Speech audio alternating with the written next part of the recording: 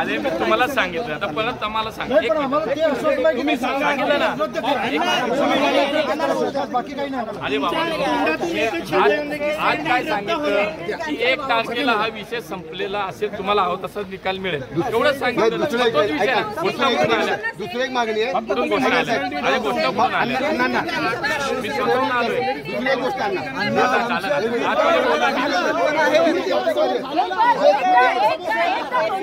मी सांगितलं ताई सांगितलं ना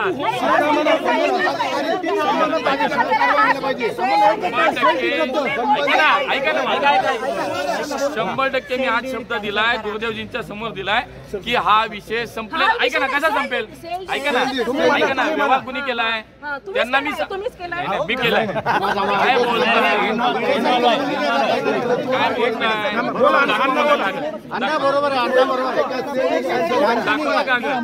काय बोलताय अण्णा बोला तुम्ही बोलताय काय अण्णा बोला मी आलो असतो कारवाई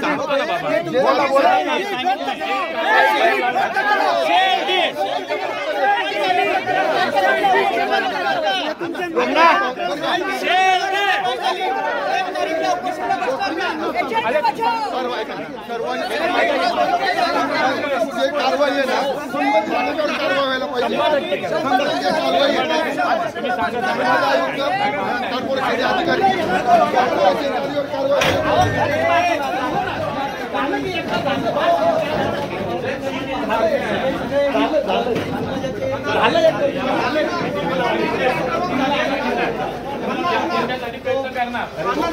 त्यांनी बोलवलं म्हणून मी आलोय आणि मला सांगितलं कारवाई होईल आपण लवकरात लवकर हा विषय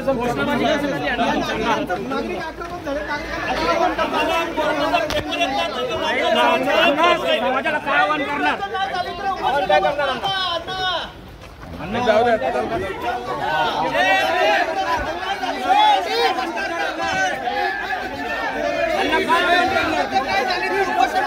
उत्तर द्या रद्द करा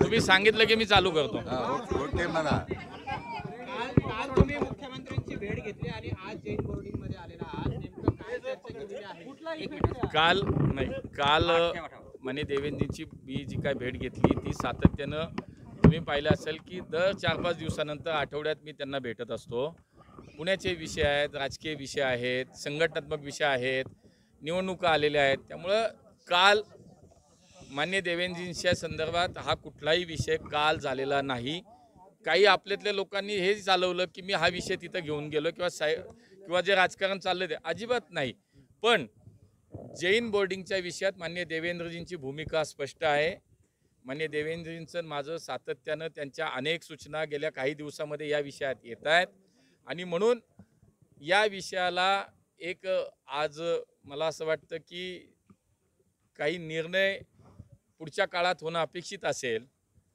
तर एक या शहराचा खासदार म्हणून या शहराचा एक लोकप्रतिनिधी म्हणून माझी भूमिका महत्त्वाची याच्यामध्ये काय असावी याबाबत जेव्हा विषय झाला मी माझ्या जैन धर्मीयाच्या सर्व बांधवांचं मनापासून धन्यवाद व्यक्त करतो की राजकीयदृष्ट्या आरोप प्रत्यारोप खूप झाले काही लोकांनी या विषयाचा आधार घेऊन व्यक्तिगत पातळीवर जाऊन टीका केली पण माझ्या जैन बांधवांनी एकही दिवस एकदाही कधी माझं नाव या विषयात घेतलं नाही मान्य राजू शेट्टी साहेब या जैन समाजाचे येतात आणि त्यामुळे त्यांनी ही शंका उपस्थित केली होती की कदाचित मी पार्टनरशिप असलेल्या विकसकांनी हा जैन बोर्डिंगचा व्यवहार केला आहे पण ज्या वेळेला मी स्पष्टपणे माझे कागदोपत्री आणि सगळे पुरावे सादर केल्यानंतर पुढे कुठेही असा विषय जैन समाजातनं आला नाही परंतु याचा एक वेगळा गैरफायदा स्वतःची राजकीय पोळी भाजण्यासाठी, स्वतःचं राजकीय अस्तित्व जिवंत ठेवण्यासाठी काही मंडळींनी सातत्यानं चालवलं.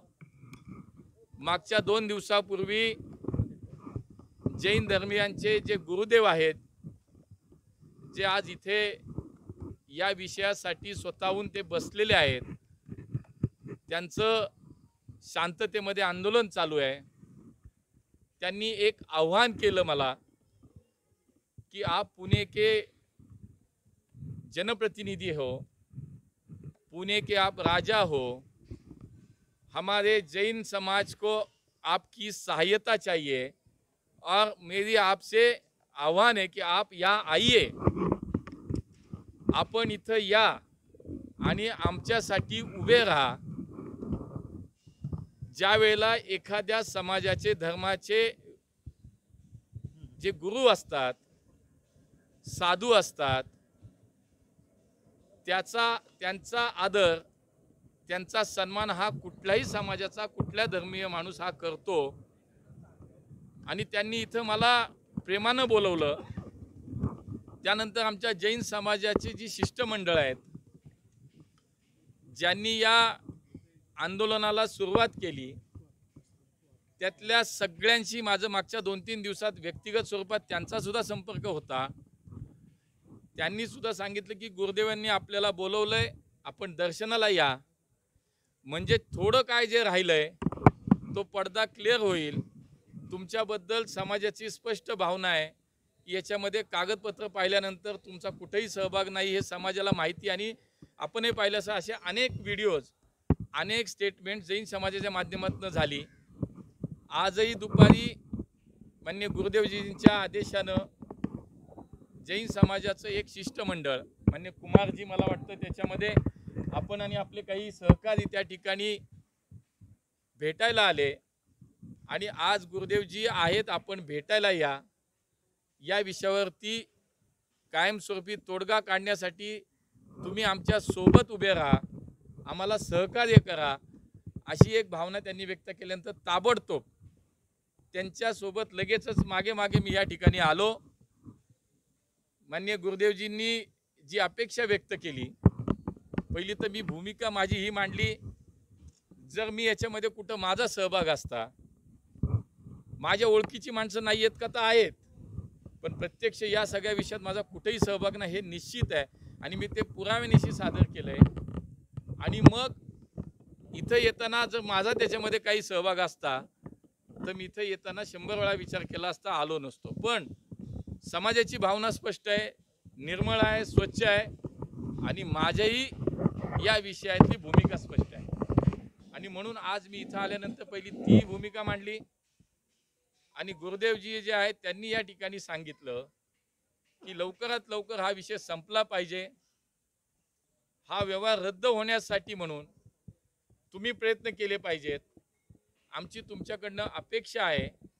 आणि त्यामुळं समाजाच्या भावना लक्षात घेऊन याच्यामध्ये आता स्वतःहून पुढे जाऊन या विषयात मी आश्वस्त केलं की निश्चितपणे पुढच्या काळामध्ये हा विषय कसा संपेल यासाठी मी प्रामाणिकपणे तुमच्या सोबत उभा आहे. कुठली व्यवस्था, कुठलाही विषय असेल तर त्याच्यामध्ये कुठेही निष्पक्षपणे मी याच्यात माझी भूमिका घेईन, आणि या विषयाला तुमच्या सोबत उभा राहून हा विषय कसा सोडवता येईल यासाठी मी आपल्या सोबत आहे.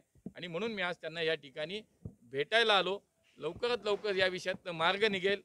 जैन समाज आमचा, जैन बांधवांना अपेक्षित असल्या पद्धतीनं, अशा पद्धतीनंच याच्यातनं 100% मार्ग निघेल अशी मी या ठिकाणी सगळ्यांना मी आश्वस्त केले.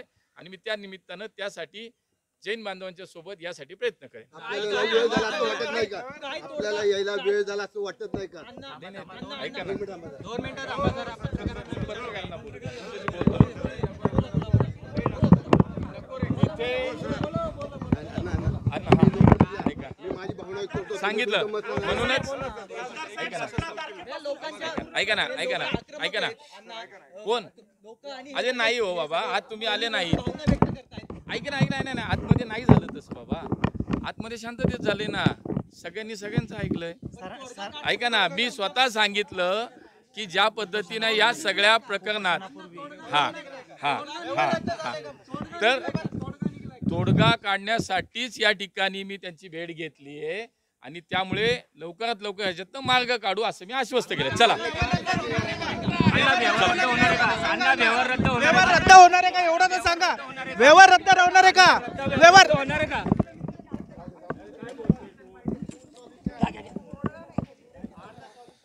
अण्णा व्यवहार रद्द होणार आहे का?